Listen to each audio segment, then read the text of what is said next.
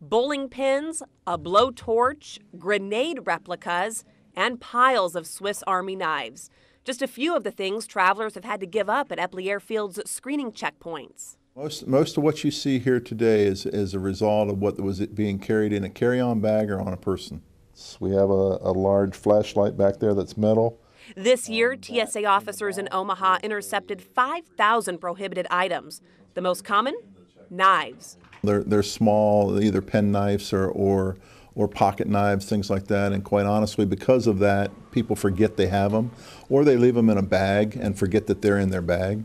And don't forget that loaded firearm in your bag. Trying to get through security with it is a big no-no.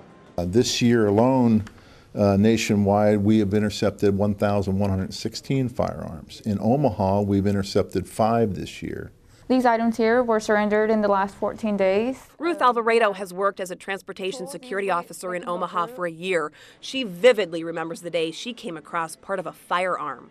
It was a loaded magazine, and I've come across that. Right, and unfortunately the majority of weapons that we find are loaded, and many of them capable of firing. I think people are really stupid if they feel like they're going to be able to get a firearm on the plane. While screeners are prepared to handle loaded guns that passengers try to get through, it's the wacky off-the-wall items that really leave you wondering.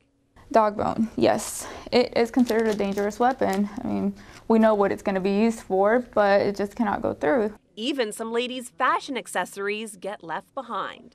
Belt here. It's a wonderful belt, but because it has replicas here, cannot go. So unfortunately, passenger left with no belt. It has no mechanical way to do any harm. So I think that's over the top. One of the more unusual items TSA screeners have seen right here at the Omaha airport is this pair of high heels made by Jessica Simpson. And they were not allowed through just because these are real, the spikes, and they're considered dangerous.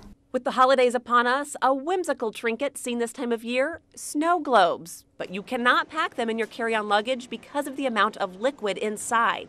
They like to bring presents, wrap presents. Usually it's cologne, lotions. If we need to look through it, we will unwrap it. So the best advice we can give is to wrap it at your destination. Michelle Mollison, KMTV, Action 3 News.